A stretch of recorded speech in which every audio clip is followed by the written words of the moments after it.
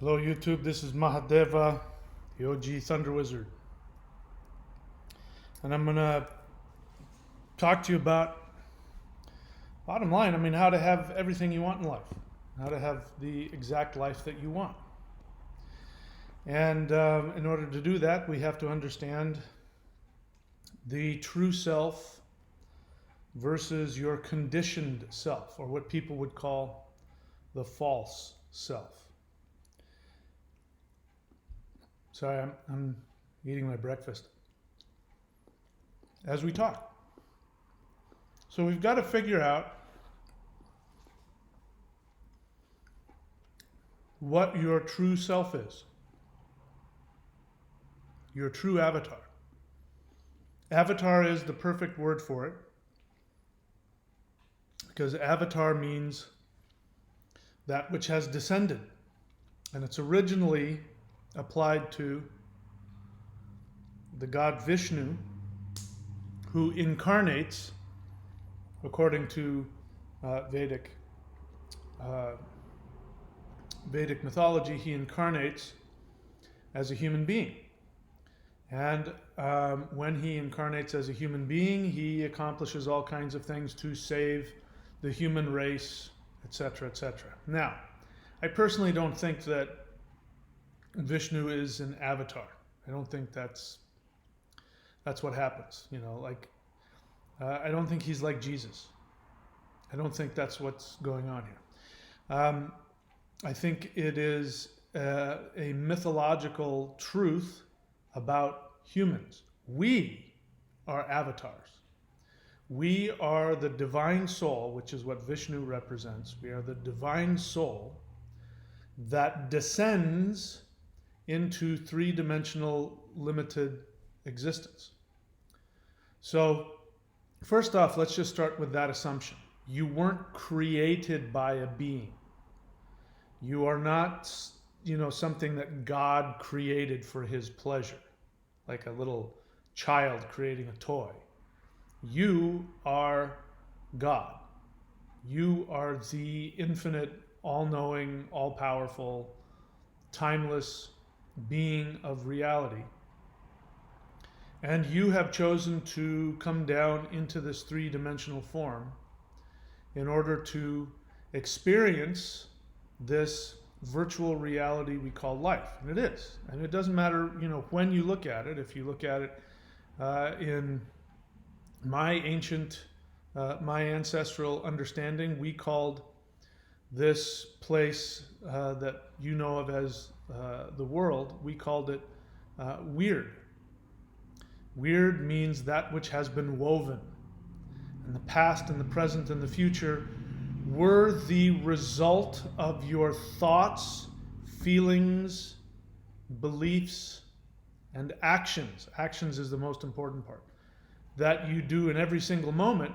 You create your weird. You weave into existence your everything.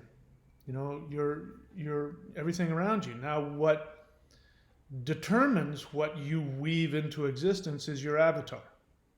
Your avatar is a character that thinks a certain way, that has certain desires, that reacts in certain ways. Because without an avatar, you wouldn't be able to be human. Because to be human means to be in limited three-dimensional space. So in order for the infinite to operate within three-dimensional limited space, it has to have limitations. So you create a character that has desires and strengths and weaknesses. And depending on how well your character interacts with the video game, that's going to determine how successful you're going to be. So built into this video game that you have created for your avatar is actual life and death challenges. So it frustrates me, but I understand the question. And, we could say that my frustration with people's, confusion is the limitation I've built into my avatar. because on a soul level, I don't care. My human person cares, and so I get annoyed. I get annoyed when people ask me questions like, well, if I've chosen to be here, why in the world would I choose to be in such a, and they list whatever. And then, if they're really, wimpy about it, they'll talk about somebody else's problems. They'll go, well, if we chose to be here, then why are babies in third world countries born, come on, talk about yourself. Do you really sit around thinking about babies in other countries? How much money do you give to them? Even if you did, it would still be a projection of you. So I get frustrated by those questions because what people don't realize is that they're arguing with me about having the right to stay a victim. Why would I choose to be if life is so horrible? And they talk about how horrible this world is. And I'm saying that is an experience based on your projection. And if you come here with a projection of life is horrible and everything is out to get you, and you bring that into your avatar, you're going to project that even before you're born. You're going to project that into your reality so that you're born into it. And people don't like that. They don't like being told that they are responsible and I understand, because if I tell you that you're responsible for everything in your environment and you feel victimized, that's going to make you feel powerless. Because if I say you created it, your first thought is, how can I can't create anything. How could I possibly have created? And on top of that, I created misery. So I understand that you're going to get angry with me about that. But what you don't realize is that you're trying to argue your right to be a victim. So we have two choices. We can either be completely responsible for everything, even if right now everything is horrible, or you are a victim, whether everything goes according to your plan or not. If everything goes wonderful and you're rich and happy and you're like, you know what, I'm just so blessed, God gave me this, well, that means God can take it away whenever he feels like it. That's what the whole book of Job is about, right? So you're a victim. You're a victim of God's capriciousness. Okay, I think I'm going to bless that guy, but that guy's going to live with horrific illness, and there's nothing either of you can do about it. Ha ha ha. So you can either be that, or you can have full control, have full responsibility over your life and learn what your character needs to do in order to gain control of your environment. I use the word control sparingly because it's elusive. There's really no such thing as control. It's really surrender. You surrender to your authentic self. And your authentic self will create everything you want. So, getting back to the subject, what does this have to do with avatars? Well, I had a question from one of my subscribers, which is if you go here to thunderwizard.com, the 90-day challenge, I have some videos on there that are for subscribers only. And one of those videos, I talk about what I call Zoltar's suit. So if you don't know the story of Zoltar's suit, let me tell it to you. It was told to me by my teacher, and he gave a different name, I forget. I like the name Zoltar, so I'm going to use it. So Zoltar is a tailor. And so this individual, we don't know what his name is, let's call him John. So John goes to Zoltar because he needs a suit. And he had heard that Zoltar is the best tailor in existence. So he goes to Zoltar and he says, okay, Zoltar, make me a suit. So Zoltar says, okay, that's, $5,000, whatever it is. And the guy says, okay, I've heard so many things about you. I really want your suit. He goes, okay. So Zoltar takes all the measurements and says, all right, come back in a week and your suit will be ready for you. So he goes, great. So he goes away. He comes back a week later, and Zoltar puts the suit on him, and it doesn't fit. One of the sleeves is off. Whatever it is, the hem on the bottom is totally uneven, and the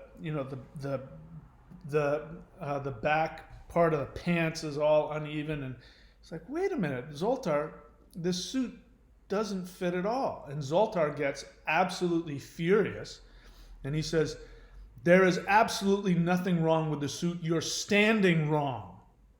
So he takes his shoulders and he hunches his shoulders like this, and then all of a sudden the sleeve fits perfectly. He says, see, it fits perfectly. And the guy says, all right, well, what about the pants? I mean, it's bunching up back here. And he says, you're standing wrong. You have to bend over and push your butt out like this. And so, Zoltar changes him around like this. So he looks like somebody who's just been in a car accident. And he says, there, see? Now look, everything fits perfectly. And sure enough, as long as he hunched over and twisted his back and things like that in some weird position, everything fit perfectly. Now he says, now get out of here. You paid for your suit, you have it, now go. I'm busy. So he limps out onto the street because he doesn't want the suit to look bad, and he feels so guilty because Zoltar screamed at him and said, how dare you? My suits are perfect. And he's walking down the street, trying to make sure he doesn't come out of the perfect fit of the suit.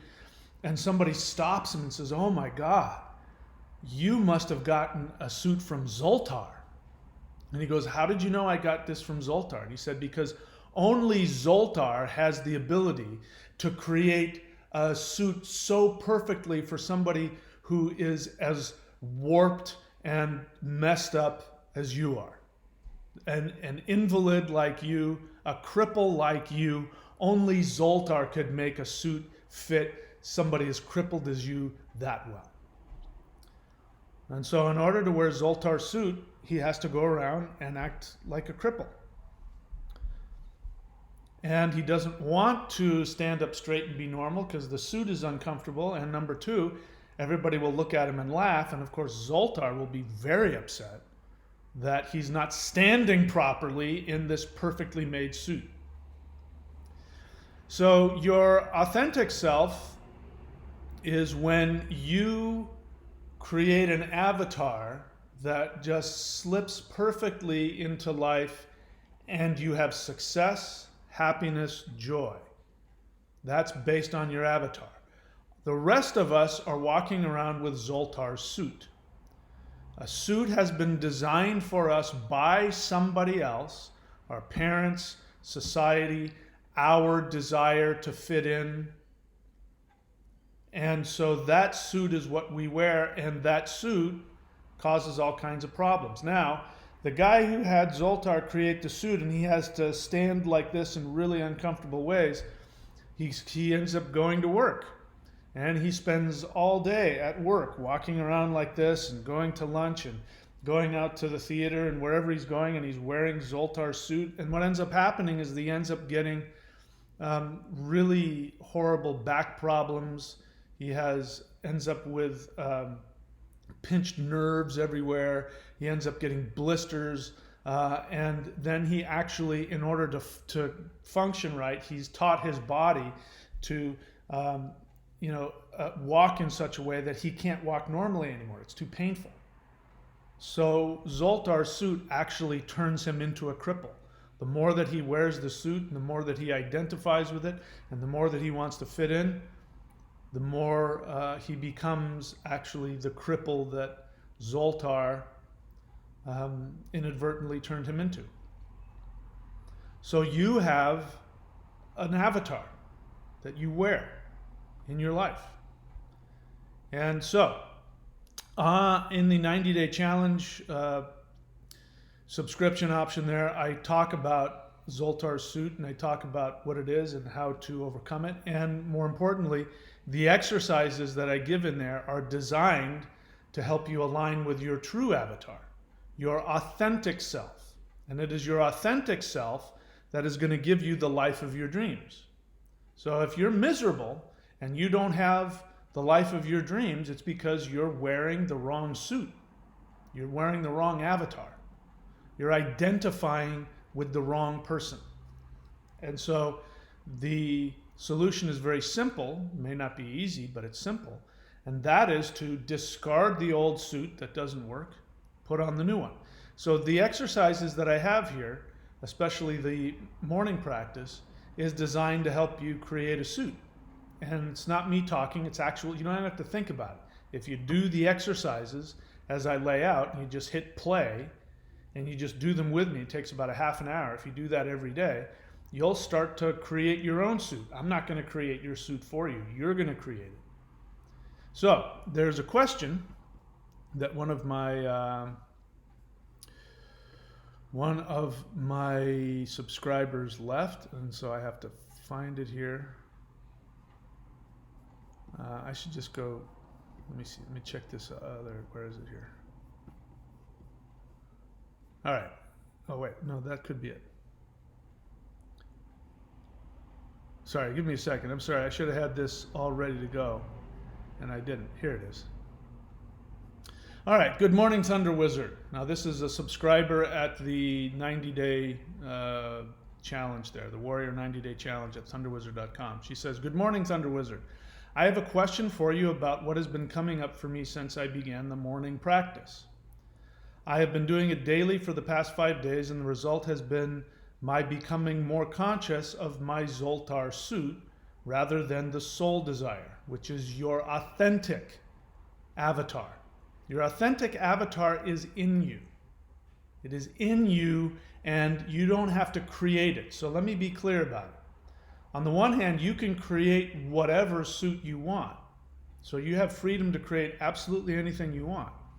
But you came here, just like when you go in to get a suit made, you have specific measurements that are you, right? You can get a suit with whatever measurements you want, but it won't necessarily fit your authentic body.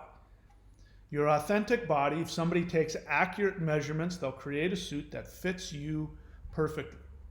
You have this. You have an avatar. You have an authentic self, and I use the word soul desire, which you came into this life with a specific program, which is your soul desire, your authentic self. And your job in this life is to figure out who your authentic self is, and then you have to act according to that.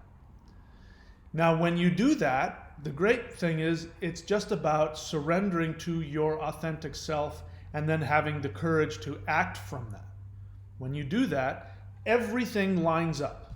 Everything lines up perfectly for your internal desire. If you're not having what you want, if you're miserable, if you're sick, in pain, poor, unhappy, lonely, full of shame, guilt, anger, resentment, it means you're wearing the wrong suit. So like I said, it's simple, but not necessarily easy. So this is what she's talking about here. So my becoming more conscious of my zoltar suit rather than my soul desire. My thought is that this could be a necessary first step in the process. Is this to be expected? In other words, is it expected that when you start to do these exercises that I give here in the 90-day package, if you start to do these exercises, are you going to become aware of how uncomfortable your suit is? And the answer is yes. Because that's the first thing that happens. You're wearing the wrong suit, you're walking around. Now you've been wearing it your whole life, so you've learned to limp and create all kinds of physical and spinal problems because of the way that you walk. And then you become aware of what your true avatar is, your true soul desire. And the first thing that happens is you go, this suit doesn't fit right. And you realize that when you try and stand up straight, it pinches, ow. And when you try and walk straight, it drags, and you become aware that the suit doesn't fit. And the way that is experienced is through what I call unconscious resistance. Now, I didn't make up that term, but it's the perfect term, unconscious resistance. It means that what happened was when you were a kid, either school, church, parents, friends, siblings, whatever, they created your suit for you. Here's the suit that you need to wear in order for us to love you. And so you put that suit on and you started wearing it. But your inside is your honest self. And so in order to avoid the pain of not only, what people are going to say, hey, you're standing wrong. Also, you want to avoid the pain that the suit is going to give you. The suit is going to punish you whenever you don't stand in your weird, messed up way. So this is unconscious resistance. Unconscious resistance comes up in things like fear, doubt, pain, confusion, not insecurity. A big one is doubt. You'll start to doubt yourself. You'll feel unworthy. You'll feel all kinds of things. That could be anything. The thing is that the suit is built in to reprimand you to stand in the way that the suit needs you to stand. And whatever works for you. If fear is what does it, it'll make you afraid. If it's your ego, what are people going to think about you? Then it's going to be about your ego. If it's loneliness, oh my God, nobody will ever love you.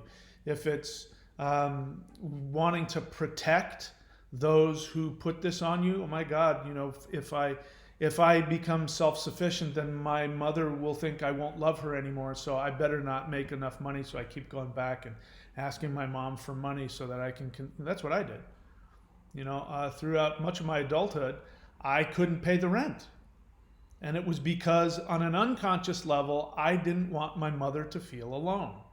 Because she thought if I was successful that I'd abandon her, which I ended up eventually doing. I had to in order to save my sanity. But I didn't want her to feel that way, so I would unconsciously sabotage my financial success. So this is why it's unconscious resistance. You're not conscious of it. What this person is saying is that by doing the exercises in this morning practice, there's a morning, noon, and evening practice. Just the morning practice has made her become aware that the suit she's wearing doesn't fit. Now, I don't know exactly what resistance is coming up, but it could be anything. It could be ego, to fear, to feelings of self-hatred, to, I'm better than this. It could be anything. But that's the insidiousness of it. It's not like the suit says, all right, you figured me out. Yeah, I don't fit. And you're supposed to, and I know it's stupid. I'm telling you you're worthless when in fact you're infinite God. And you caught me. It doesn't do that. It'll do whatever it has to do to convince you to keep the suit on. And if that is like bludgeoning you, or if that's sitting you down and, appealing to your ego and going, you know what, though, your bicep, when you wear this suit, looks huge. I mean, it's not, but it looks huge. Why would you want people to see you differently than you are? I mean, if it's your ego, it'll attack that. So it's insidious. And it could just come up in all kinds of really painful feelings. You could just have panic. You could just have fear and not know what it's all about. It just means that the suit is sending you messages that, hey, you're starting to change your posture, and because eventually you're going to have to take the suit off, and like Superman. Superman has to take off his Clark Kent glasses and all that and reveal his true self. Right? That's what's happening. It's not even like you have to create a whole other suit. It's more like you discover it.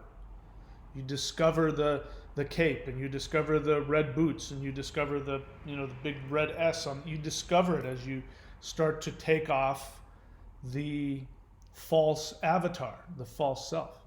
All right, so let's see. She says, another thing I am noticing is that as the nature of Zoltar's suit is becoming more and more clear and transparent, I feel like it is tightening itself onto me, as if reacting to being exposed by attempting to re-cripple me in, quote, attacks. During an attack, for lack of a better word, I slip back into the unconscious Zoltar program, only to realize after the episode that it got me again. Is this part of the process of soul desire discovery? What does the nature of my Zoltar suit reveal about my soul desire, if the two are in fact related? And finally, what practice can I do to remain more conscious to fight against oncoming Zoltar attacks? Or perhaps these are necessary. So this is very common. And now you see why I go so hard after things like, I just did a video on how worthless positive affirmations are. So positive affirmations are like you're wearing your Zoltar suit, and you're walking around, And positive affirmations are like, my suit fits really well. You can say that all day long and your suit isn't going to fit well. My suit is really comfortable. I'm comfortable in my own skin. Well, no, of course you're not. You're wearing the wrong suit. Your suit is making you uncomfortable. So positive affirmations are useless because you're trying to tell yourself that you're trying to believe something you don't believe. But if you understand that positive affirmations aren't going to change the suit you're wearing, you have to take the suit off. The only way I know how to do that is to become conscious of what your authentic self is. The soul desire that you came with. And again, this is important to understand. It's not arbitrary. You can create whatever arbitrary suit you want. You have the freedom to do that. But you're going to eventually run into the same problems. Maybe it doesn't fit quite as bad, but it's still not going to be your true self. Or you might go in the complete opposite direction. Instead of being, crippled like this, you're going to end up crippling yourself like this. So ideally, you want to wear the suit that comes from within, your authentic self, your soul desire. And so I forgot what I was saying about that. So that's what this is all about. I can talk about it all day long. And what I've been going through from the beginning, I still go through it. I'm constantly trying to figure out how can I make my message more practical? How can I teach people things that will give them the ability? Look, I am not doing this because I want to be some teacher that has this huge following. I have no interest in that. I as you know, try contacting me. Good luck with that. I don't want people emailing me. I don't want people calling me on the phone. I'm doing this because I want to give you the tools. You go do it yourself. I have no interest in creating a cult following. And that's why I don't care if you like me or don't like me. I have no need for any of that. My suit isn't about being a cult leader. Which means that it's frustrating for me that I have to keep teaching the same things over and over. I created the apprenticeship program not because I want to have people. No, it's because the fact of the matter is, if you want to teach somebody anything, you got to teach them for long periods of time. You want to be a champion Olympic athlete, you want to be a champion gymnast, you're going to have to train for years and years and years, and you're going to have a coach tell you what to do and fix that. That's just the reality of it. I'm trying to I'm trying to fast track that. I'm trying to find the cheat. So instead of working with me for 10 years, do this. If I could do that and give you everything you needed, I would.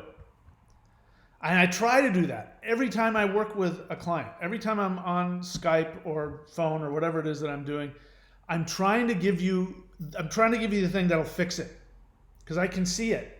And sometimes I know it's incredibly difficult or challenging. Well, the one thing you got to do is you got to divorce your wife. You got to divorce your wife, and you got to start that business. I don't say that all the time, but sometimes that's just so clear to me. That's what needs to happen. You got to divorce your wife. I'm sorry. I mean, she's just holding you back. She represents your mom, and you need a different suit. She's part of the suit. The things in your life are part of your suit. Your marriage, your job. In fact, those are the two things that your unconscious mind, you have no control over. You might have control over all kinds of things, but the two things you don't have control over, your marriage and your job. Those things come from your unconscious. Now, ideally, you want your unconscious mind aligned with your soul desire. When that happens, then we are golden. Then your unconscious mind that creates everything will create in abundance what your soul wants. But your unconscious mind can be programmed in wrong ways. And if you want to please your mom, like I did, I married my mom. No, I didn't literally. But I married a woman that was the embodiment of my mother. And I ended up living, with a woman who wanted to basically own me like a pet And in the end, just before we divorced, she gave me this list of things.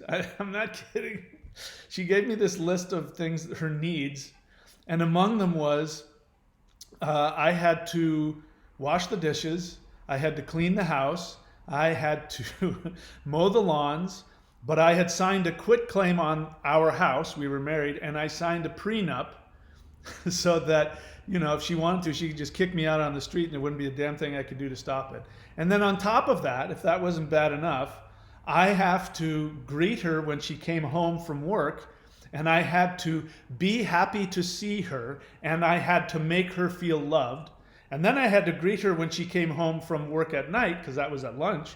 I had to do the same thing at night and make her feel happy and make her feel loved and be happy to see her, and then cook her dinner. And then somewhere in all of that, if I wanted to, I could do my own thing. Oh, and on top of that, I had to pay half the mortgage and half of the bills. And, and it was just like, by the time this happened, I was just like, God can't do this. If I could do this for you, I would. But there is no being in the universe that can do what you're asking. And so thankfully that was like the suit just ripped, and I couldn't wear it anymore, which was, that marriage. I couldn't wear that marriage anymore. And I got out. So your things in your life are part of your suit. So of course, if you do this morning exercise and you start to align yourself to the compass of your soul and what your soul wants, then one of the first things that's going to happen is the people in your life are going, hey, your suit's coming apart. You're not doing what you're supposed to do. What's wrong with you? So the answer to her questions, which are really wonderful, these are great questions. First of all, she says, is this necessary? It is only necessary if your suit that you're wearing doesn't fit. It's not necessary, meaning like the universe isn't saying you have to go through all these horrible things, but you chose to wear the suit. Let's be clear. You, even though your parents gave you the suit and told you to wear it, even though your friends, your family, your church, your government, your schools, even though they told you what suit to wear, you chose to wear it. You could have stopped wearing it whenever you wanted. Now, the downside is you would have gotten punished, you would have gotten, any negative response from people as a result, but it was still your choice. So is it necessary to go through this when you become aware of your soul desire? Yes, if your suit doesn't fit, this is unfortunately a necessary thing. Now, if you lived in a family where your parents actually loved you, truly loved you, which is, there's a scale of good and bad with parents. If your parents truly loved you and were able to reflect back to you your true self, which is what a parent is supposed to do in a perfect universe, then you wouldn't have to worry about it. You would get connected to your soul, and you would drop the other suit and put the other one on, and there would be no problems, unless you've got past life issues and all that. And we haven't talked about that, the past life issues that you bring with you. But yes, is it necessary for most people? And probably just might as well just say yes, it's a necessary step. But it just means that, the pain that you feel, we identify with it. So imagine, when you're wearing Zoltar suit and you stand up straight and it pinches under the arm and it grabs the underarm skin and pinches it, and it, or the shoes keep giving you blisters when you stand the way you're supposed to stand. We identify with those pains. And so if it doesn't dawn on you that you can take the suit off, then you're gonna have to knuckle under and walk the way you were walking to avoid the pain. So when you understand that the pain that you're feeling, which could be, you may want to put a gun to your head. You may want to jump off a cliff. You may want to do a bunch of other things, that Columbine stuff. You may want to do all kinds of things as a result of the pain that comes up based on your emotional reaction, but that's all it is. So this is why enlightenment is becoming aware of all of your thoughts and feelings, no matter how pleasant or unpleasant, but then taking conscious action that is beneficial to you and everybody else. Which means that if Zoltar's suit, like she says, tightens around you because it's like, a boa constrictor that's now trying to keep you from escaping, then it's going to be really painful to keep going in the direction that your soul wants to go. But if you can understand, this pain is necessary in order to, get rid of the suit. I can't figure out, you're not aware you're wearing the suit until it doesn't fit anymore. And then you have to take it off. And sometimes it's so tight on you, you have to get like clippers and, you have to get a divorce. That's like taking clippers and, you can't just pull the suit off. You have to get clippers and clip it off. Maybe some of your hair gets pulled out as you're doing it. Am I making sense? And then she calls these being exposed to re-cripple me. That's a really great way of putting it. So the suit is crippling you. Like I said, the more you wear the suit actually causes you to be crippled. You take that you are crippled, but the suit is causing you to be crippled, which again is your choice to wear. So when you become aware and you start to take the suit off, then the suit cripples you, pinches here and pushes there, and then it feels like it re-cripples you. And she calls these attacks, which is really a great way of putting it. During an attack, for lack of a better word, I slip back into running the unconscious Zoltar program. Well, of course, you've been however old you are. If you're 35 years old and you've been wearing your suit for 35 years and you're just now realizing you're wearing it and you're trying to take it off, you don't know how to function without it. You feel naked. You feel vulnerable. So of course you slip back into it. You've been, your unconscious programming. You become hypnotized and oh my God, I did it again. That's the result of wearing the suit. So of course, don't give yourself a hard time over it. Be grateful every time you feel the pain. Every time Zoltar's suit pinches you, go, I just found another spot. Here's another place I can adjust. Okay, I'm going to try and take this off. It may take a while to take, when I go surfing, I wear wetsuits, which are really tight. And sometimes it's really hard to get the wetsuit off. I hop around trying to pull it off in all kinds of different ways. But I'm not going to not take it off because it's uncomfortable. So just because it's uncomfortable doesn't mean you shouldn't take the suit off. Bear in mind, I'm minimizing it, but when I say uncomfortable, it could be like the kind of uncomfortable that makes you want to die. It could be the worst possible thing. Divorcing your wife could be the worst imaginable thing you could ever do. So I'm not minimizing that. It may, for some people, they can't tolerate the suit and they can't tolerate the pain, the guilt of taking the suit off, and they end up killing themselves. This is disease, by the way. What do you think, cancer is? Cancer is somebody who doesn't want to wear the suit, but can't bring themselves to take it off. Well, now the suit it punishes you with an illness. And it's slow suicide. It's a way of, suicide is a way of not taking the suit off, but not wanting to wear it. Now, the problem with that is that, if you commit suicide, you end up taking the suit with you. So you have to take the suit off. It doesn't work if you don't take the suit off. If you don't take the suit off, then your soul carries it like luggage into the next life. And then you have to wear that suit and whatever other suit is given to you by, your new world. So I just want to be clear. The pain, the discomfort might be the worst, most frightening, painful feeling you've ever heard of. I'm sorry that this doesn't sound like, Abraham Hicks. I'm sorry that I wish I could tell you just have a happy feeling and it'll all be okay. I wish I could tell you that. If I could do that, I would. But unfortunately, that's not how it works. Unfortunately, your karma and whatever baggage you create in this life, whatever suit you wear, is going to punish you as you get rid of it. And escaping it isn't an option. So my apologies for that, but that's just the way it is. What does the here's an interesting question. What does the nature of my zoltar suit reveal about my soul desire?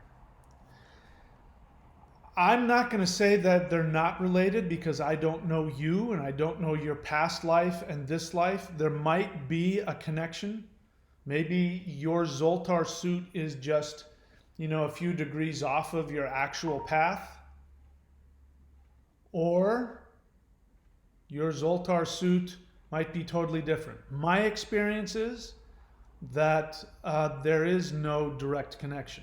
Maybe there is for you, but for most of us, I don't think there's a direct connection. I think that your soul desire is going to be something sometimes completely different or totally unrelated. And it's just, it's like, again, you're going to go swimming and, you've got swim trunks underneath, sweatpants and a sweatshirt and a hat. Well, you're going to have to take everything off and then go swimming. I mean, they're not necessarily related. You still got to take it off. So your soul wants to swim, but you're walking around with, all this extra clothing on that if you tried to take it in the water, it would weigh you down. You got these big boots on, and the boots will just make you sink to the bottom. So you got to take everything off.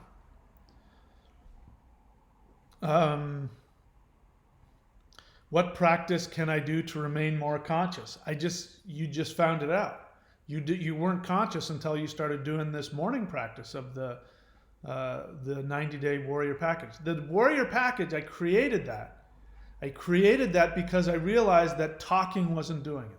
What I'm doing right now is only meant to make you aware. And then you have to change and shift.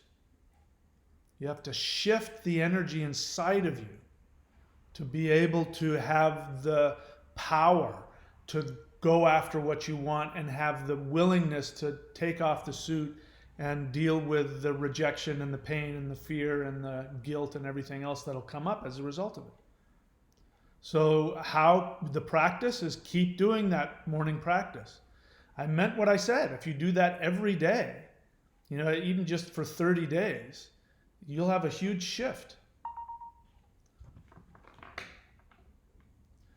So, hopefully I've explained that. Let's see if there's any questions here. I do take questions. That's the best way for you to interact with me, is to ask me an honest question.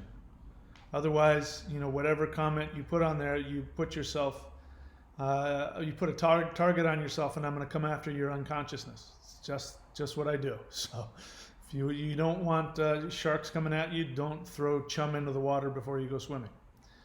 All right, so that's not a question. Okay, that's a nice thing to say. That's not a question. Jason Guerrero, question. How do I discern in my body or otherwise the difference between resistance to my soul desire and resistance to distractions from my soul desire? I don't know what that last sentence, part of the sentence is. Resistance to distractions, I don't know what that means. So what you really want to know is, how can you tell what unconscious resistance is? Well, that's the idea. I mean, your unconscious is the devil, right? So the devil in mythology is this very cunning being that has it in for you and wants you to fail.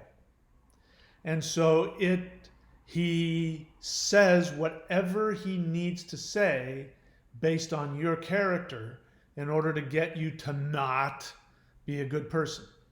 So that's the idea. It does. Your unconscious mind, like I said, doesn't show up with you don't get a postcard in the mail that says, hey, look, I've been trying to stop you from doing it. You figured me out.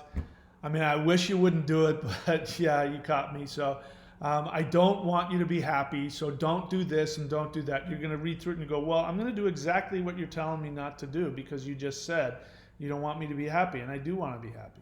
So your question assumes that there's some rationality to your unconscious mind, and there's not. The only rationality is it will do whatever the hell it has to do to talk you out of following your authentic self. So the thing to do is become aware of when the pain comes up. The only thing that I want you to focus on is find out what your soul desire is. That's it. I've got a therapist. I believe in having, a psychologist if you need it. I believe in support groups. I believe in 12-step groups. I believe in having spiritual counselors and mentors. I have all those things. I believe in them.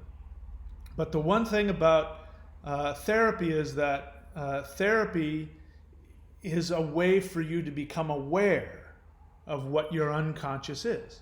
It doesn't give you the ability to change anything. It doesn't give you the ability to take different actions. That power has to come from somewhere else. So it's part of the process. On my other channel, I've got a channel for people who are getting out of toxic relationships with borderlines and narcissists. So I give them a three-pronged approach. I say step one is you got to go to therapy because you have got to find out what the hell draw you to be with such a destructive person. Number two, you need to go and work the 12 steps of Codependence Anonymous. And then number three, you have to do daily meditation. That's because each of those things by themselves won't do the trick.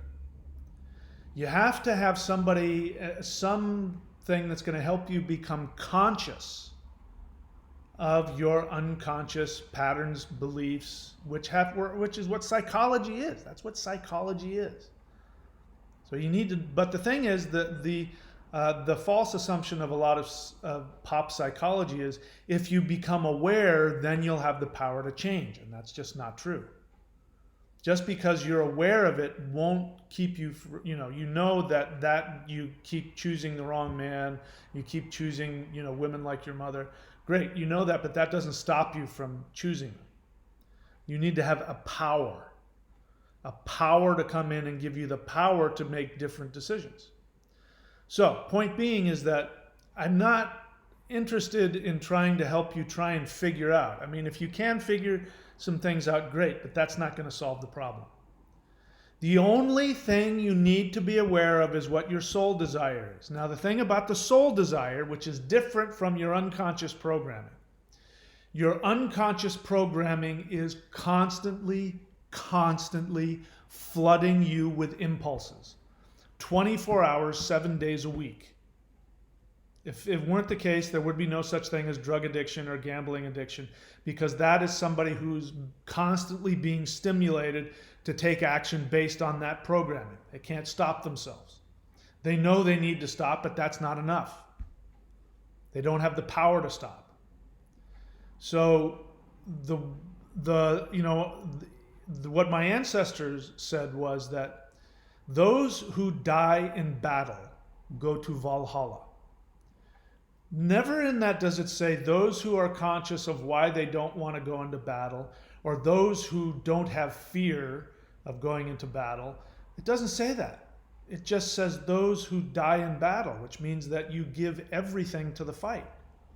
Has nothing to do with those who are able to figure out, what their opponent is going to do and when is he going to strike. There's those string of movies, those Sherlock Holmes movies, where I forget who the guy who plays it, but he stops and he figures out exactly what moves the other guy's going to do. He's never fought the guy before, but he's able to, because he's so smart, figure out this, he's going to do that, and so I hit him here and I hit him there, and then of course that's exactly what happens. And that's just such nonsense. That is just such the typical pussy, let's try and figure it out ahead of time. Life does not work like that at all, and fighting doesn't work like that at all. You go in there, maybe you've watched him, maybe you've figured out a strategy, and maybe it'll work and maybe it won't. In fact, I was just watching some really famous, I only heard about it, I wish I could actually find the actual thing the guy wrote, but an MMA master, like a guy who's like one of the top MMA fighters in the world.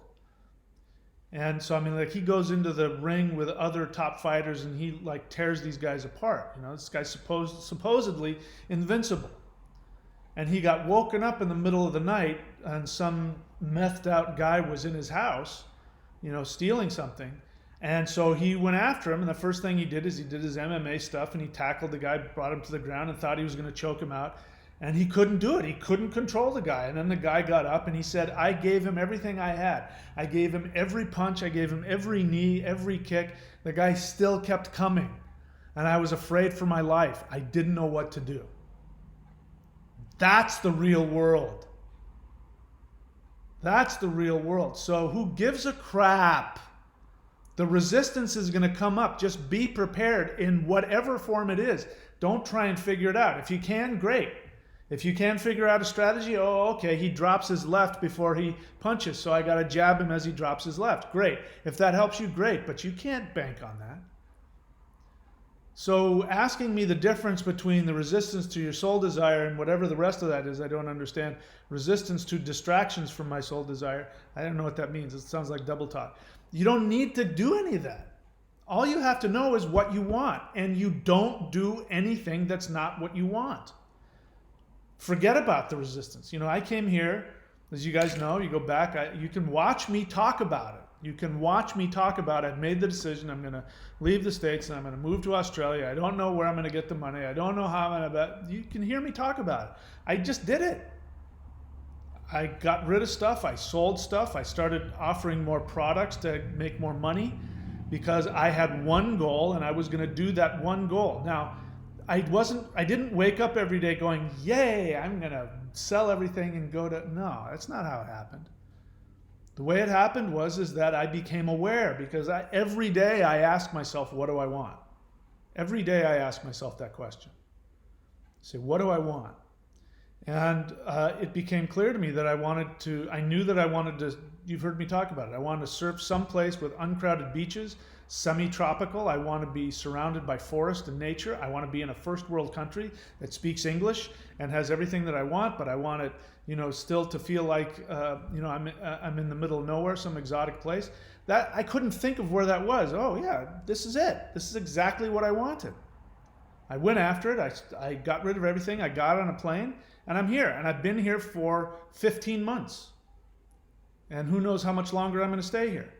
I never once stopped to ask myself, because what happened is once I had that desire, once the inspiration hit me with the joy of, oh my God, that would be so amazing. That's what I want. If I could have anything, that would be it. That didn't stick with me. It's not like I became aware of that and then every day I was just so full of happiness. That's not what happened. 10 minutes after I made the commitment, 10 minutes later, I was already talking myself out of it.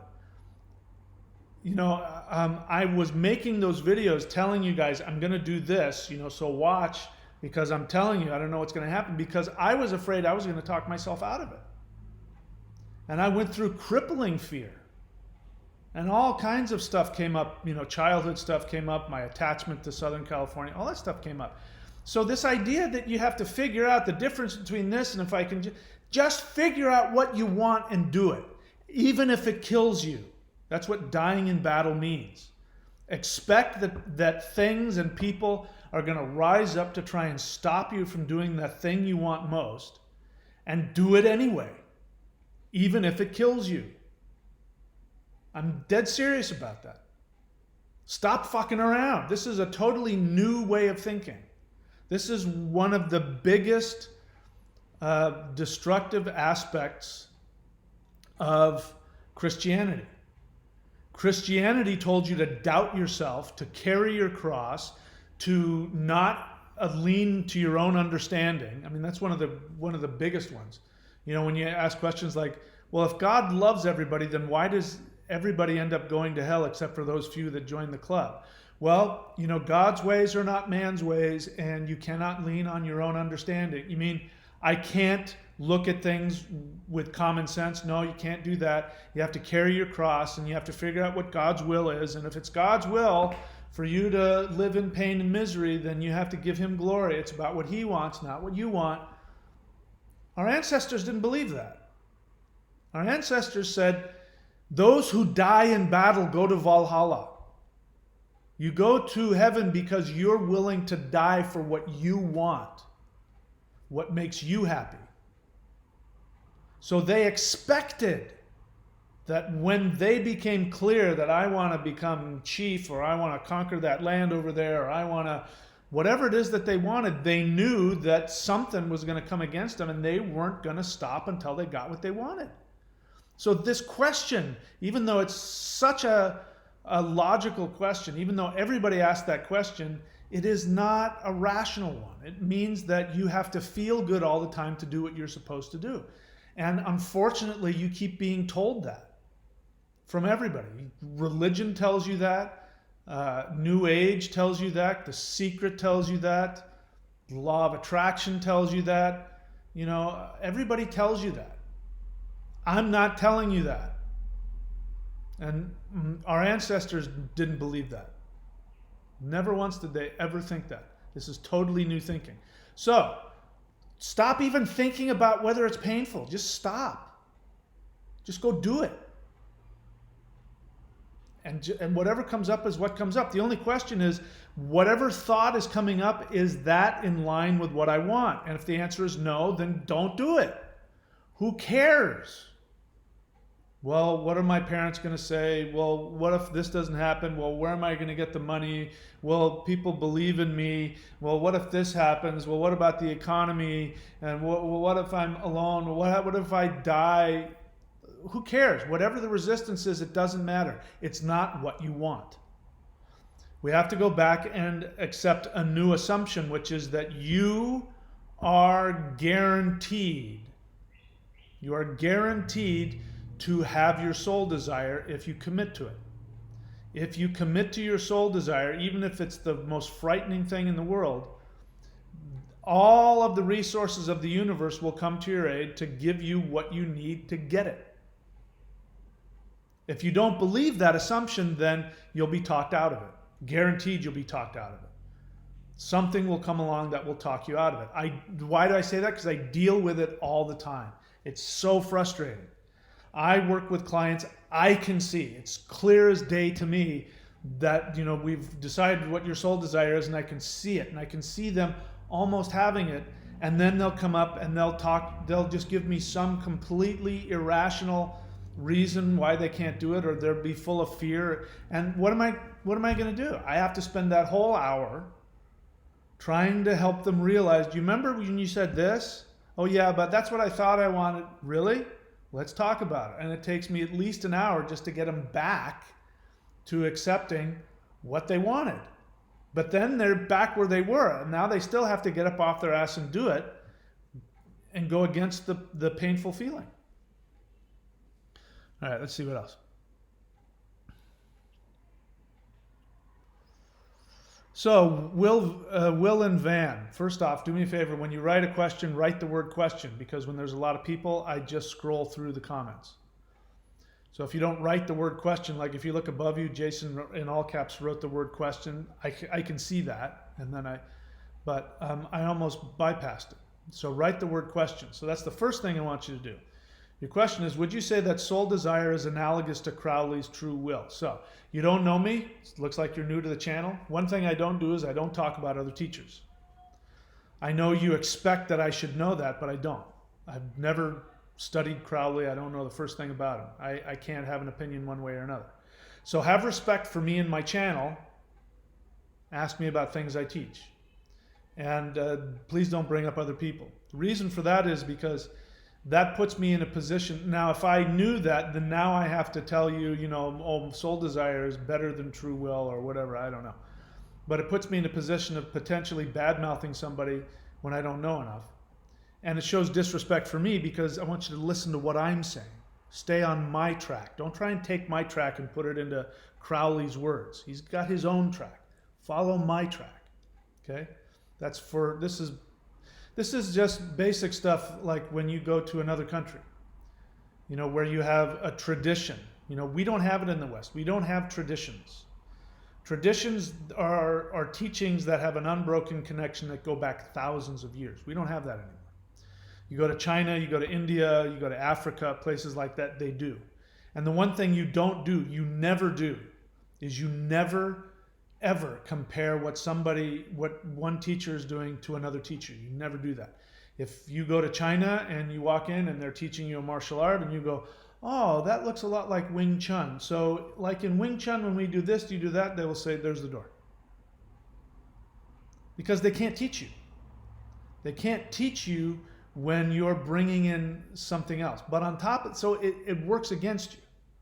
It works against this whole idea of asking me a question. It works against it. Because now even if I say, yes, that's what it is, then you're going to take it according to what you think you know, and maybe you won't get it. So the whole idea is, you can't fill your cup if your cup is full. You have to empty it. Doesn't mean you have to forget what you know. Just got to empty your cup. And I'm not telling you this because, like I said, as I said earlier, I have no ego about being a teacher. I could care less. I swear to you, if money came in and I were independently wealthy, I would stop doing this. I have no desire to have followers or anything.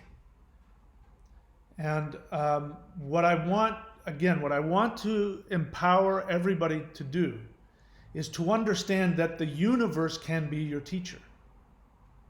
But in order to get the universe to teach you, you have to know how to ask the right questions and how to ask the questions. So the way that I'm teaching you guys how to ask me questions isn't just because it's good for my ego. It's because I am teaching you how to directly communicate with the universe and get the universe to teach you. Okay?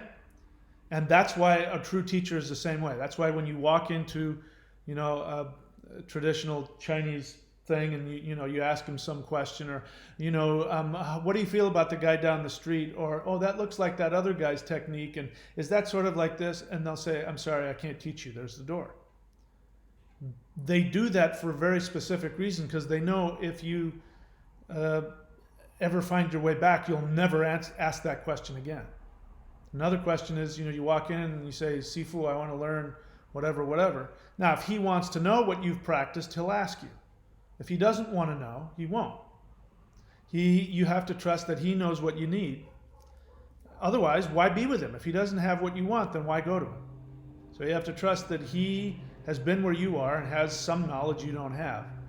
And so you walk in and you say, Sifu, I want to learn such and such. And he goes, stand in the corner on one leg.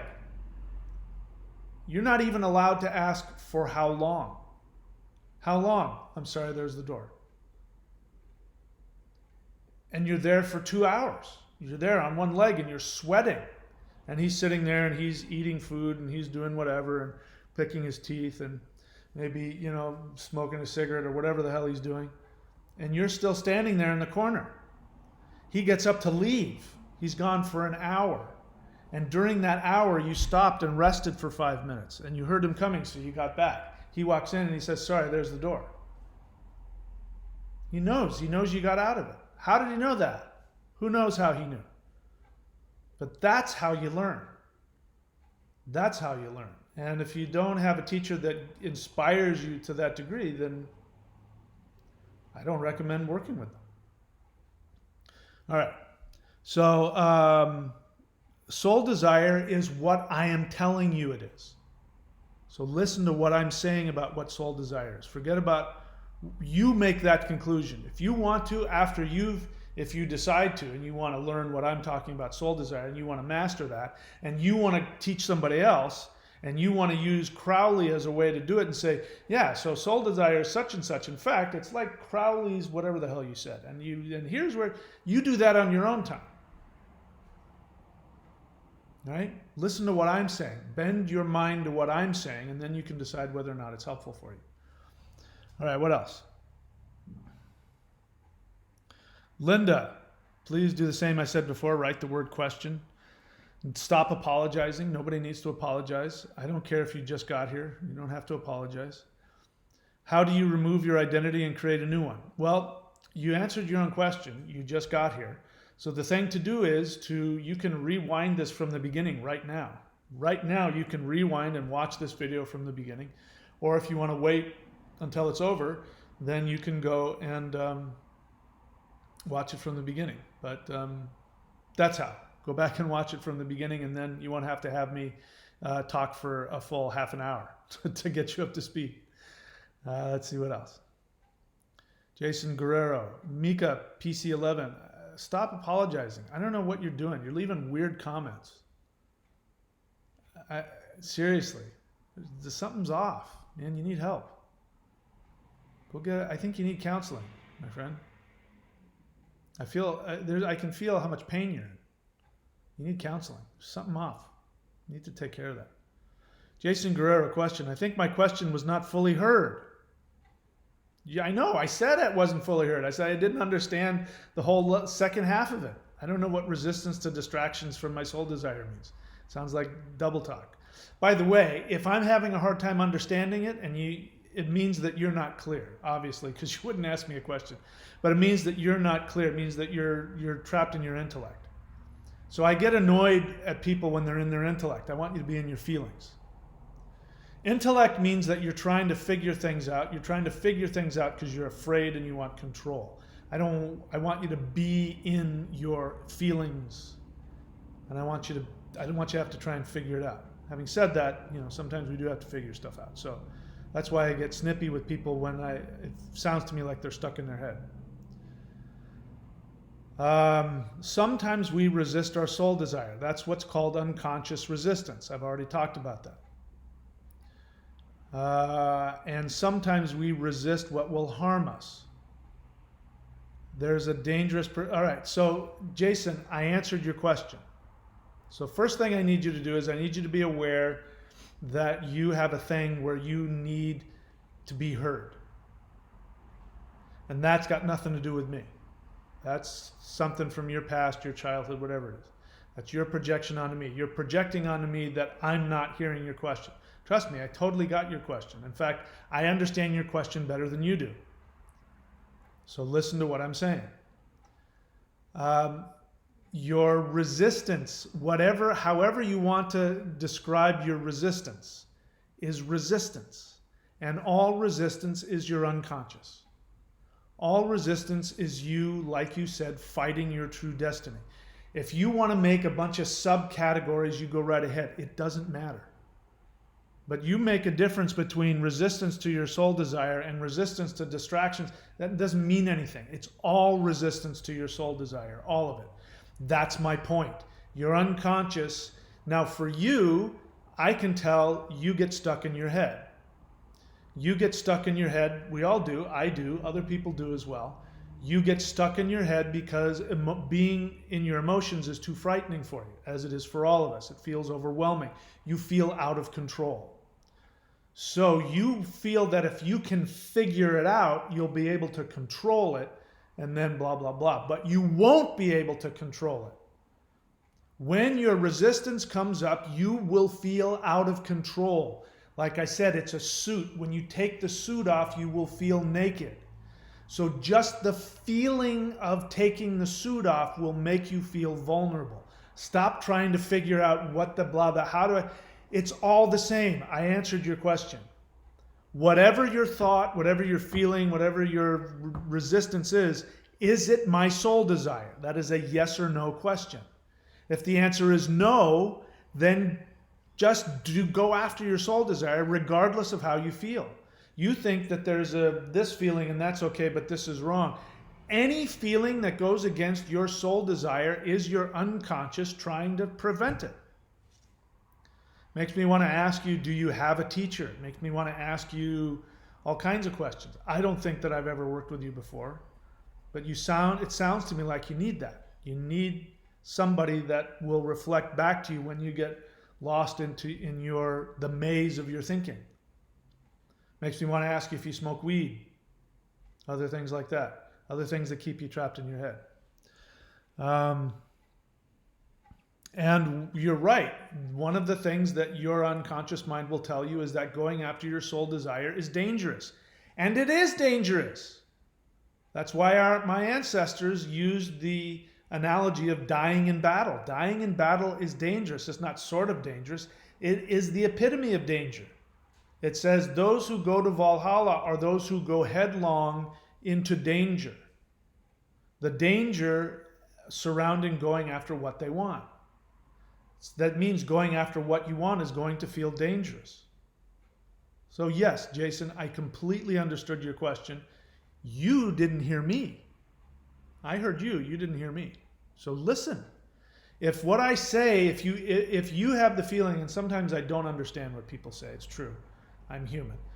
But there's a good chance that if you think I didn't hear what you said, or if I point out that what you just said doesn't make any sense and you feel like you need to defend yourself, that has nothing to do with your question. Be prepared that working with a teacher is going to challenge your feelings of safety. If you're working with a real teacher, they might have a smile on their face and say something nice, and you're going to go home and feel like you just got your ass handed to you, and why did he say that to me? And he's, I have to go. I mean, it's idea, again, I've dealt with it all the time. Like when I teach drumming. Drumming is a specific technique. It's like you have to put this hand here to make this note, and you have to hit the right timing. And if somebody doesn't do it right, I have to stop and say, you're not doing it right. And I say it has to be like this. And you have to use this left hand and then the right, left, right. And then people will want to argue and say, no, what I was trying to do. And I'm like, I don't care what you were trying to do. What you were trying to do was wrong. You have to let go of what you thought, what you wanted to say. No, you didn't understand. It doesn't matter. In terms of drumming, you're either making the music right or you're not. So I'm telling you the technique. Here's the technique to do it. I don't give a crap. That's your problem. That you had a different intention. That's none of my business. I could care less. All right. More Jason Guerrero questions. What if this clarity around positive resistance, I don't know what positive resistance is. I mean, you're coming up with all of these over-intellectualized things. There's just your soul desire and there's resistance. That's it. There's not positive or negative. There's just resistance. Anything that's getting in the way between you and your soul desire is negative, even if you think it's what you want. Oh, but what I really want, I want to stay married to my abusive wife because the sex is really good. Well, the sex is good, right? So what if the sex is good? Who cares? She's abusive to you. What if this clarity around positive resistance versus resistance to genuine harm? Again, okay, so now I know that you've got a lot of fear. Resistance to genuine harm is the most harmful thing for you is your soul desire. Now, one thing that would help is if you're talking in all this, you're not telling me what you're talking about. If you have a specific instance, like I gave you the instance, well, I want to divorce my wife, but the sex is really good. If you give me a specific instance, but otherwise this is just all a bunch of intellectual fucking masturbation. AKA, can you help me stay on my path and aligned with my soul? Your soul desire is your path. Even if going after your soul desire is dangerous, the most powerful, the most healing, the most protective thing there is to go after your soul desire. Just because you're afraid you're going to be physically harmed for doing it is your resistance. So I don't know why you're wrapped up about being physically harmed. But in order for me to do that, I would have to have a one-on-one with you. I'd have to, get you to get out of your intellect. Because this is the problem with this. When you're just by yourself, you can talk yourself through in your own intellect. This is what a teacher will go. You said, that's all bullshit. That doesn't mean anything. Here's what you need to think about. And that's what's missing with you, Jason. I can tell you're self-directed and you teach yourself. But if if somebody's insane, they can't give themselves reasons, rational reasons for things. That's why I say a brain surgeon cannot do brain surgery on themselves. They need another brain surgeon. So you may be this really great, deep, spiritual, teacher on your own, but you can't deal with yourself. You need somebody else to reflect back on you. Princess Chan, I understand my soul desire, but what is the best way to get into alignment with it, in your opinion? Well, I don't know that you know what your soul desire is. And again, you're not giving me any specifics. If your soul desire is you want to become a ballerina, what's the best way to get alignment with it is to go become a ballerina. Go to the New York Institute of Ballerinas or whatever. Just go do it. Well, I don't know what the best way is. Why is there a best way? There's just the way. I want to do that. I'm going to go do it. Going into battle, what's the best way to go into battle. But you take your sword out and you charge the enemy. After that, you just deal with what happens. Again, all of these questions are very, very normal. Everybody has them, but this is a modern way of thinking. This is all about, if I can figure it out ahead of time, especially Jason, is if I can figure out the safest way to do it, I'll do it. But if it's too dangerous, I don't want to do it. And Princess, you want the best way. There is no best way. Every way is going to have problems with it. You're going to trip and fall no matter what way you go after. I make fun of Arnold Schwarzenegger, and I don't know the guy. He's a horrible actor. He's horrible. And he probably knows he's horrible, and he doesn't care. That's one of the things I like about him. He doesn't care. He talks about that, and he talks about, what if I fail? And he says, you are going to fail. He said, I failed many more times, and then I succeeded. The idea of that, if I can find the way to make it work out and be perfect, there isn't. It's not going to happen. That's like saying, I want to go surfing without getting wet. If you watch surfing, if you watch guys surfing those big, huge waves, the thing about that is you watch them surf it, and of course, every time that you take off on a huge wave, there's this delusion, I'm going to make it. And sometimes you do. And then you get, yay. But the truth is that no matter how big the waves are, you are going to fall. So whenever I go and I look at the waves and I go, wow, that wave out there, if I was surfing right there in that perfect spot, it would be amazing. But the fact is, I got to paddle out through all those other waves to get it. So the question is, do I want to be held under by those waves? And if I don't, then I don't paddle out. But if I really want to surf that amazing wave, I have to be willing to fall on waves. I have to be willing to get waves hit me on the head and put me under. I have to be willing to be held under and think I'm going to drown. I have to be willing to do that. That's part of the deal. That was especially true back when I was, learning. Because back in the 70s, we didn't have leashes, and we didn't have the whatever the thing those skis are, those power. I can't think of the name. I don't know.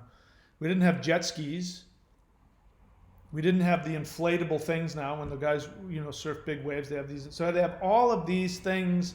On the one hand, they've got a leash which connects them to their board. They can climb up the leash to get to the top of the back up and breathe again. They've got this expandable thing that brings them to the surface, and they got a guy on a jet ski looking around for them. But when I was growing up surfing, you didn't have any of those things. There weren't any jet skis. There was nobody to save you. And there was no leash. If you fell off your board, that meant you were in the middle of the ocean with giant waves, and you had no flotation device. And you had to swim around in all the currents, and people died. So taking off on a big wave at Waimea Bay wasn't just taking off on a big wave. It could mean your death. But you loved it so much you went and you did it.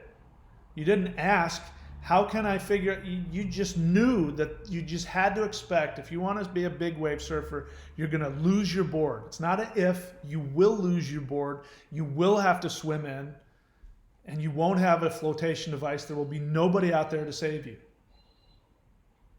So you guys are looking for if the vest. There isn't one. Now, if you believe that your soul desire is your life preserver, if you believe that the entire universe must serve you, then you know you're bulletproof. You stop asking these ridiculous questions. Forgive me if that's offensive, but it is. It's a ridiculous question. There's only one thing, your soul desire. That's it. And the only question is, what is my soul desire? And that is a very real thing, because many people do get confused and they go after what they think they want. And this is the unconscious mind as well. The unconscious mind will tell you, no, I don't want to be a ballerina. What I want is I want to be a stockbroker and have a huge mansion and slaves and a Mercedes. That's what I want. And you believe it. but it brings you misery. And that's because the unconscious mind will try and seduce you out of it. So even if I answered your question, Jason, I wouldn't be helping you, because something else would pop up. If I told you, okay, the difference between resistance and the difference between fear of that, and how much of my fear is legitimate, even if I said, oh, well, these thoughts are legitimate, guess what? Your unconscious mind would come up with a whole new way to deceive you. And then you'd be asking me a third question. You'd be going, okay, so I figured out this part of it, but then there's this other one. How do I know the difference? That's why it's real simple. You just go after what you want, and anything that's not what you want is your enemy. Okay, what else? No other questions.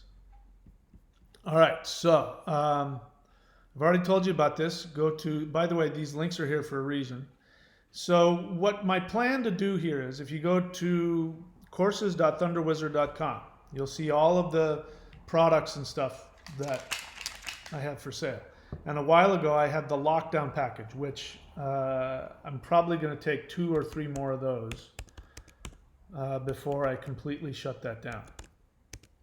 Not probably, I am. I am going to shut it down, and I can only take a few left. So lockdown.thunderwizard.com gives you all those for $2,000 off.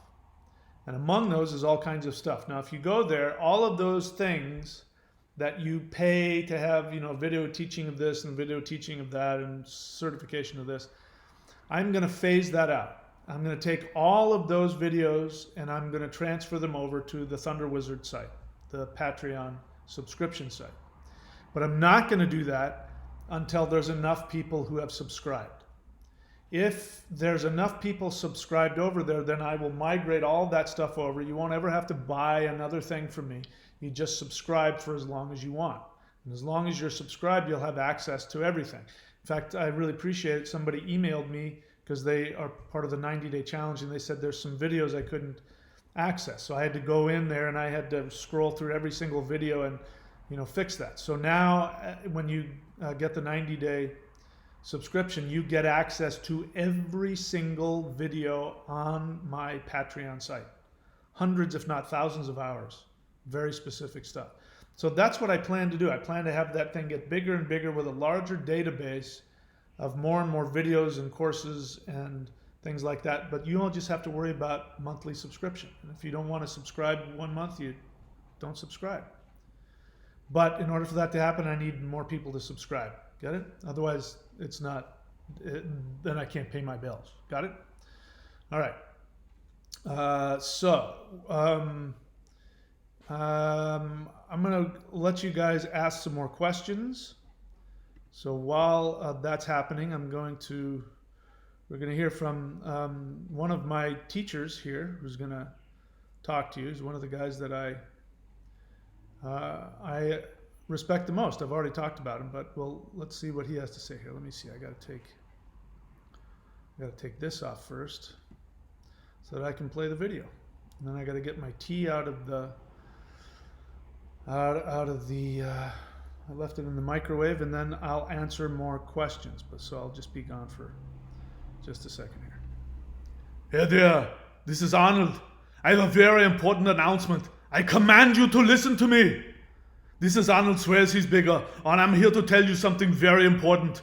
You must go to thunderwizard.com YouTube channel, subscribe and hit the bell button. I command you to do this. It's the most important thing you're ever going to do in your life. If you don't listen to me now and hear me later and go and subscribe, I'm going to come to your house and I'm going to shame you in front of your whole family. I'm going to go to your school and I'm going to chastise you in front of your friends. I'm going to go to your church. I'm going to stand in front of the whole congregation, and I'm going to tell people how stupid you are for not going and subscribing to this channel. I tell you now, it's the most important thing you're ever going to do. You have to go and subscribe right now, otherwise my head is going to explode. Do it now, I command you.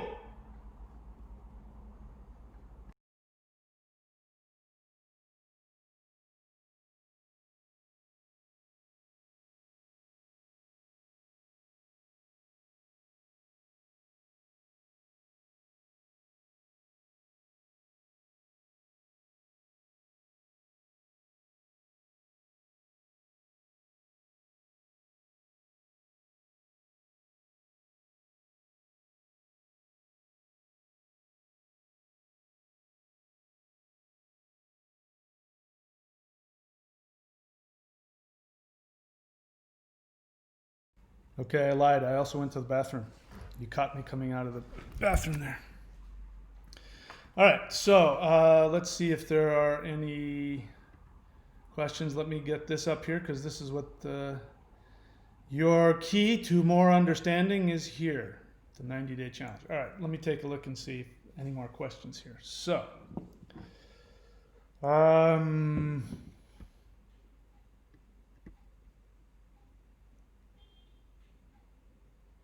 Jason Guerrero, question. Can we have resistances to things that have nothing to do with our soul desire?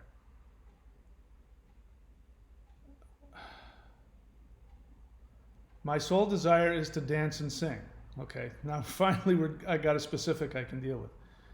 Will I resist an office job then? Maybe sometimes resistance.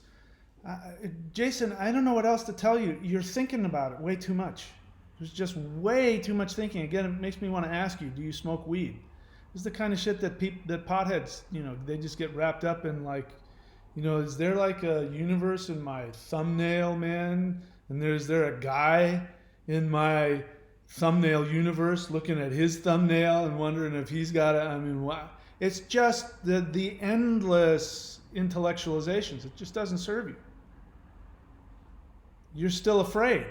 This question is all based on fear. You should stop asking me all these specific things and start talking about how afraid you are, because that's all you're telling me. If dancing, look, I've got a business that I run. You're looking at it. This is my business. I do this so that I can afford to go surfing whenever I want. The only reason I'm not surfing right now, because the weather is perfect. You'd think you were in Hawaii. It's just so amazing right now. The only reason I'm not surfing right now is because I strained my back. And I just want to let my back heal up. But this is my job. I do this job so I have the money to surf. That's it. It's the only reason I do this. I don't do this because I need you guys to follow me or be my students. I have no need to have any of that. I already told you that. So when you are fully committed, which you're not, because if you were fully committed, you wouldn't be asking me this question about some arbitrary potential future issue that you're not dealing with. Will you resist an office job? I don't know. Does the office job help you dance and sing? Okay, maybe there's an invasion going on. There's some kind of Air Force thing going on out there. So, you see what I mean? This tells me you're not committed, because if the only thing you're thinking about is dancing and singing, if that's it, then you go, I have to dance and sing, and you do that, and you go, crap, I need money. Well, listen, I'm dancing and singing on these hours, and I'm doing this. That job right there, I can make money doing that while I'm doing this. Just do it. Whatever the fuck you gotta do to dance and sing, do it. If that means, working at a desk job, then go do it. If that means starting a YouTube channel and teaching people Qigong and other stuff, then do it. It makes me want to ask you, do you live with your parents? It makes me want to ask you, are you afraid that if you take a desk job that then you'll, you know what I mean? You're so wrapped up in all this crap. You need a teacher. You need a teacher. You need somebody to cut through the bullshit and tell you what to do. Return of the Magi. Question. When you shut down the lockdown package, will I still have access? Yes, you'll have access. That's not going to change. If you've bought any of the other things, you won't have to do anything. Nothing will change for you whatsoever. It's the new people, they'll have a different way to access it. Okay, so you don't have to subscribe even. If you've already bought the lockdown package and you're not subscribed here, you'll still have access. But the only way from now on, after I make the change, if I make the change, is that people will get access to them only through subscribing. God, Jason, I'm so close to just muting you. Does your resistance, are you talking about my resistance or your resistance? Does your resistance to doing an ayahuasca ceremony mean that your unconscious mind is resisting the soul desire of yours?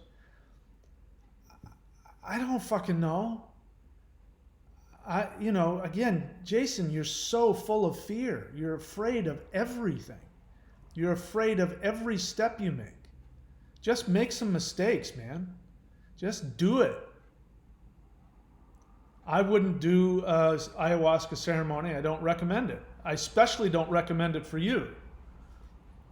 And I talk about a bunch of reasons for that, but one reason is it's totally unnecessary. Because the Vedics, 7,000 years ago, they didn't do ayahuasca, but they did what was called soma, which was probably a combination of ephedra and THC and a bunch of other stuff, and they did it, and they did mantras to it, and they put it out in the moonlight, and they did this and they did that, and they drank that, and they went loopy, and then they channeled Indra, and then that's where the Vedas came from. They stopped doing that because they learned that there was a way to release what we now know of as DMT. There was a way to release that naturally without any of the side effects. So, ayahuasca ceremonies are done, but the cultures that did that had not discovered another science to it. They were still, they've been doing it for thousands and thousands of years, and they hadn't been, either discovered or been given a new science. So it's like, do you want to live, without electricity and internet? I used to love going camping. I used to love backpacking. I've got that out of my system now. If I want to be in the wilderness, I'll go stay in a cabin somewhere where there's heating, and then there's a stove and, and a comfy bed, and I can close the window and keep the bugs out and all that kind of stuff. So doing ayahuasca is just not necessary. The Qigong. Jason, are you doing the Qigong? The Qigong, if you do it long enough, will release the DMT.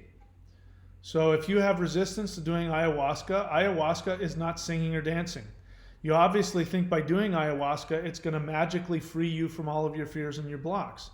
I can't say whether it will or not. I don't think it will, because I don't think that Westerners, people who are grown up in Western society, who have all the psychological issues that we have, that you're exhibiting here, Jason, I don't think that we're capable of taking what the ayahuasca ceremony does and using it to our benefit. I think it keeps people trapped. I think instead of opening them up to the gods, most of the time, it just opens them up to their own unconscious narcissism. I remember watching a video when I was doing research on this, because I had my thoughts and experiences based on what I've done, because I've done all that stuff before. And I had my thoughts and experiences, but I wanted to be sure. So I started really researching Westerners' experience. And there was one woman from the United States, and she had, what was that? That disease you get from the ticks, Rocky Mountain spotted fever or something like that. She had one of those things, that tick-borne illness, and it really bothered her. So she went to South America to do an ayahuasca ceremony to get healed.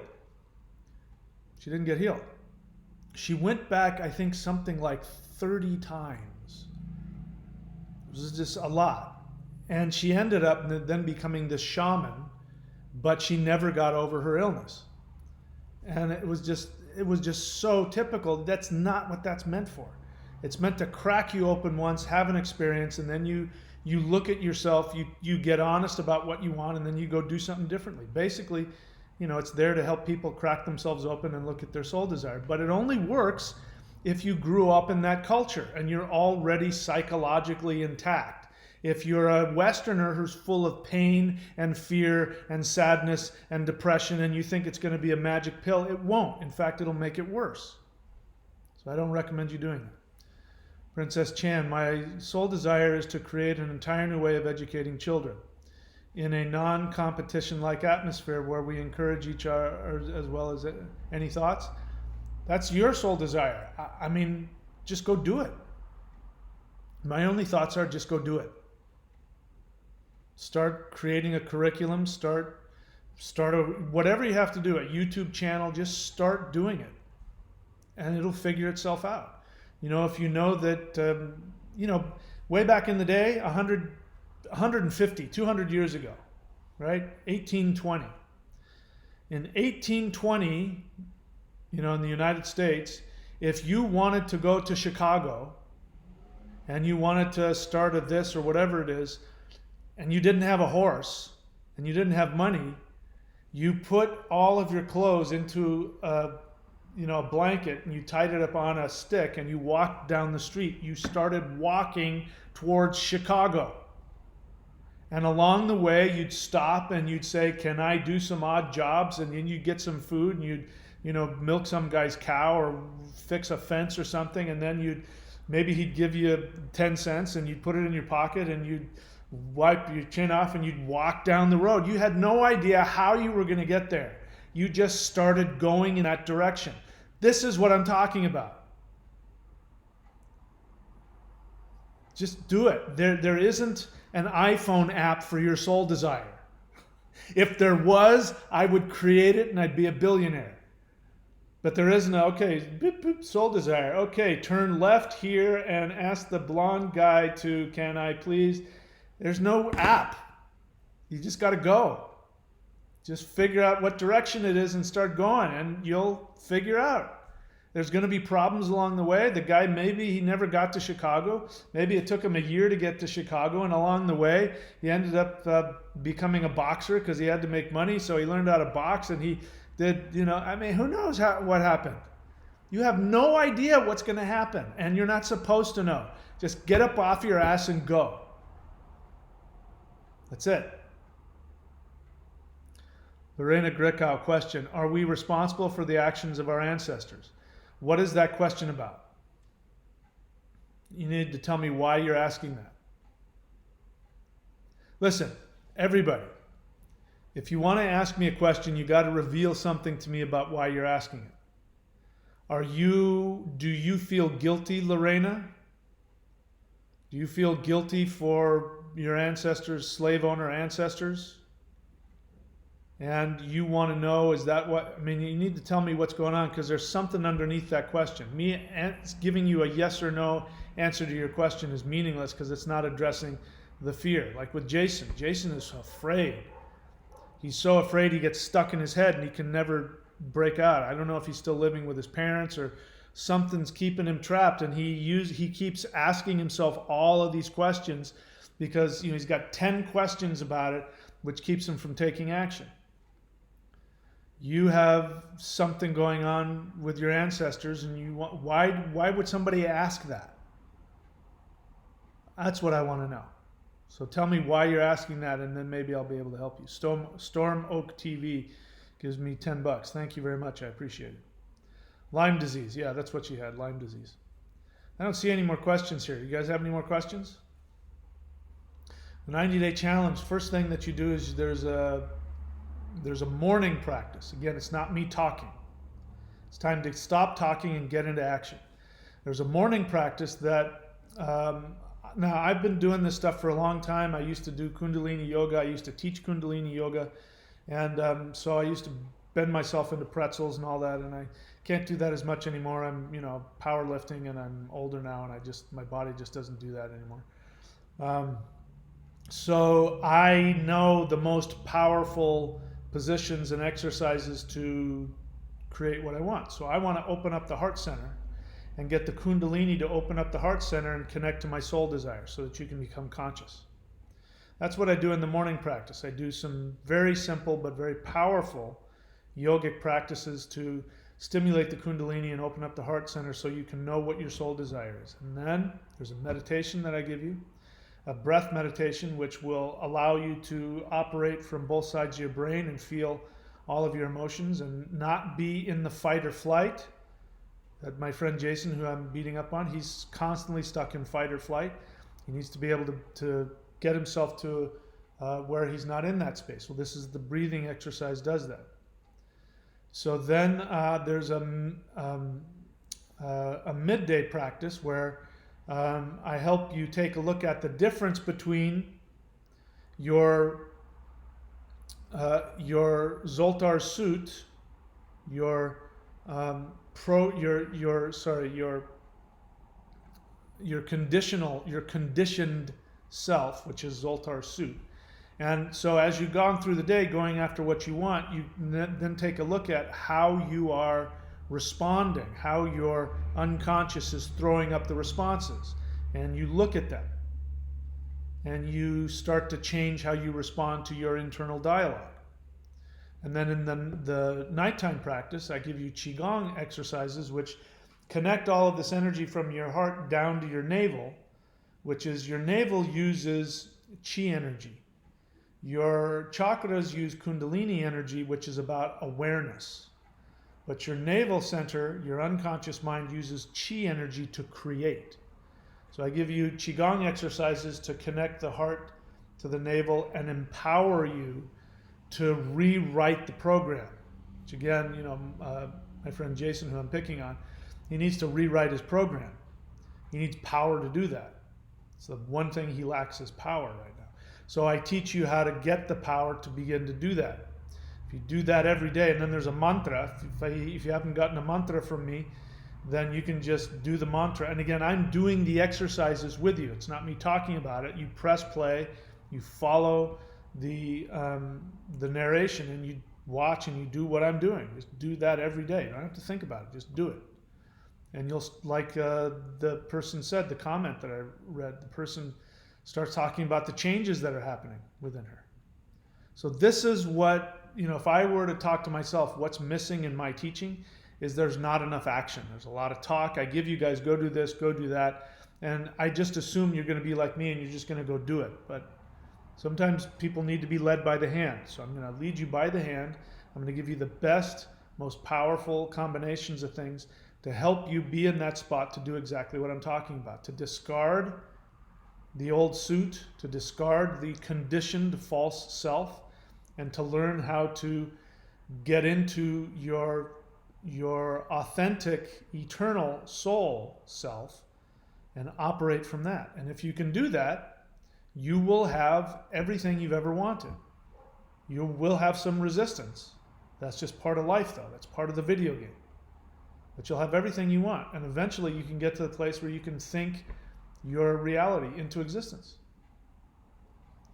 All right, so now Lorraine is going to tell me why she's asking me this, what sounds like a guilt-filled question, and we'll see if I'm right or not. She says, in my family, there were more decisions made by my grandparents and people further back that caused problems in my family until today. Am I responsible for the consequences of their actions? What does that have to do with you? Why are you responsible for your other family members? So why are you separating yourself? So you're saying your ancestors, your grandparents, made a bunch of decisions which affect you and your other family members. Why are you the one that's responsible for your other family? Why this sounds extremely codependent. I was right. There was guilt in there. And the guilt has nothing to do with your ancestors. Your guilt is that you feel that you need to go and take care of everybody else. So this is just an excuse, because you also feel that way when you're around other people. If you're in a relationship, you feel responsible for them. So what you need to learn is that you are not responsible for anybody but yourself. That means you have to watch your other family members, your brother, your sister, your cousin, your mom, your dad. You have to watch them continue to make mistakes and continue to be affected and do destructive things based on what your grandparents did. So the obvious answer is no. Now, I already know what your suit is. The suit that your Zoltar suit is that it's your job to fix everybody else. The only value you have is when you are fixing other people. You don't have any value in and of yourself. Now, your family has also conspired to tell you that that's what you're supposed to do. Because I'm willing to bet that these other people you're talking about, there's you, and then there's your brothers and sisters and your cousins and whatever else. You're the one that's been targeted with being the caretaker, the fixer. You're the one and so if you don't do that, they're going to get upset with you. They pretend they're upset with you all the time now, which makes you feel like you have to go fix them. But if you stop doing that, they're really going to get upset with you. And you don't want that, so you keep wearing the suit, which is so much so that you ask me a completely unrelated question, which has nothing to do with what I'm teaching, which is, are we responsible for our ancestors' actions? You're making it sound like it's some shamanic thing, but you're lying to me. You don't have any shamanic interest in that. You want me to either tell you, no, you don't have to go fix your family, or you want me to say, yes, you have to go and pay the karma for what you're trying to force me into your suit, and I don't want to wear your suit. So that's your suit. You can drop the suit anytime you want. I didn't see my mother. My mother passed away a couple of years ago. I didn't see her for the last couple of years, 3 years of her life. And people said all kinds of mean things to me about, why aren't you go seeing your dead, dying mother? I said, because I don't want to. She was really destructive and abusive to me, and every time I go see her, it's harmful to me, so I'm not going to go see her. I cut myself off from my entire family when I was, gradually since I was 18. I just started slowly cutting myself off. And now I don't have any, everybody's either dead or, got something else going on. I'm not responsible, but I don't feel any responsibility. So you got to let go of that suit.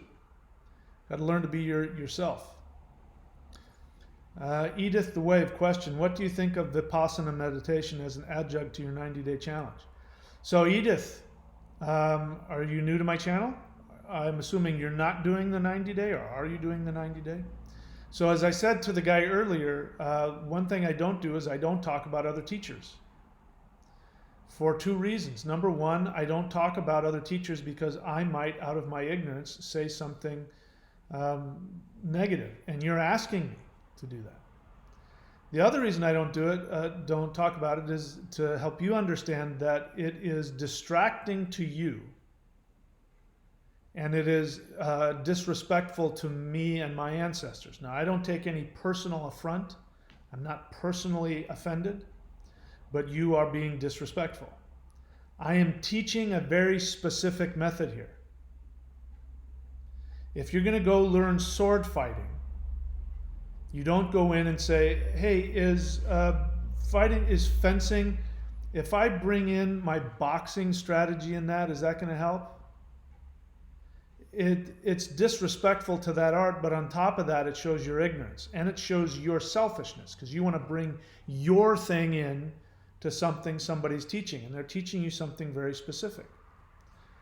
So I don't know Vipassana meditation, so I can't tell you, but what I can tell you is that if you go to any tradition, maybe Vipassana doesn't do this, I doubt it, I think they do. But you go to any tradition and you start doing, hey, can I mix your tradition with somebody else? They're going to say no. And part of the reason for that is that each tradition has its own vibration. There's a whole, Vipassana has its own set of ancestors that are giving their vibration through that technique. So when you learn Vipassana, you are learning from those ascended masters who have their specific agenda, which do specific things and create specific things in you. So you're disrespecting them by wanting to combine my thing with your thing. The other thing to know about that is that they could both be perfectly legitimately fine.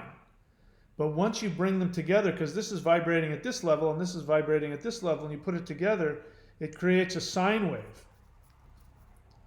This is why you don't mix traditions, because you can cause yourself serious problems.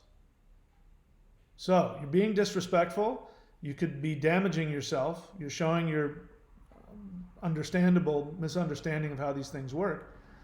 But the most important thing is what I said earlier to the other guy is, in order to be a spiritual master is somebody who learns directly from the universe. Every single tradition in the world, Vipassana, Thunder Wizard Path, whatever the hell it is designed, if it's a true teaching, it's designed to get you to become a master where you don't need anything or anybody else and you work directly with the universe. In order for that to happen, you have to learn how to ask the right questions. That is not a right question. How can I bring my thing that I learned from there and mix it with your thing because I like this thing and I'm afraid of letting go of it, but I really like what you're talking about. So you're operating from fear.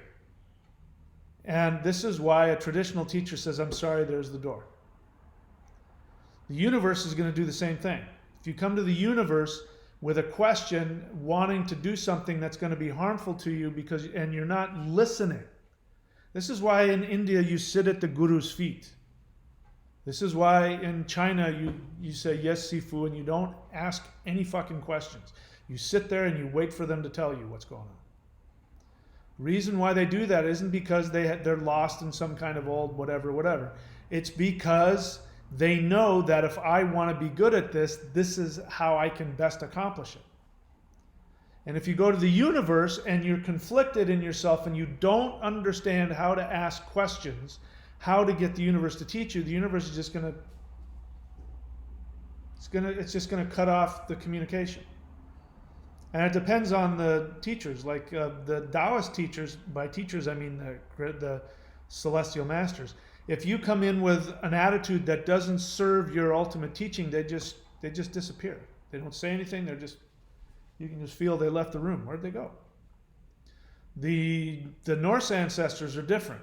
You walk in and they're going to get in your face and they're going to say, don't you ever fucking disrespect me, because if you do, you won't learn it and it's damaging to you. Stop fucking around. They'll get right in your face and tell you what's going on. I'm trying to, be everything because I know that modern Westerners don't have the first fucking clue about how to learn in traditions. So I try and educate. So that's why I'm going on and on. I hope you don't take that personally. The short answer to your question is, if you want to practice my thing, do not bring anything else with you. I would recommend not doing any other. If Vipassana is really important to you, then I would stick with that. But if you want to do this and you think it's something that'll be helpful for you, then put Vipassana aside, master whatever this is, and then if you think you can mix it together, you do that on your own time. Jason Guerrero question, will signing up as a 100 press include the benefits of the 90-day challenge? Yes. I don't know that there are any slots open though.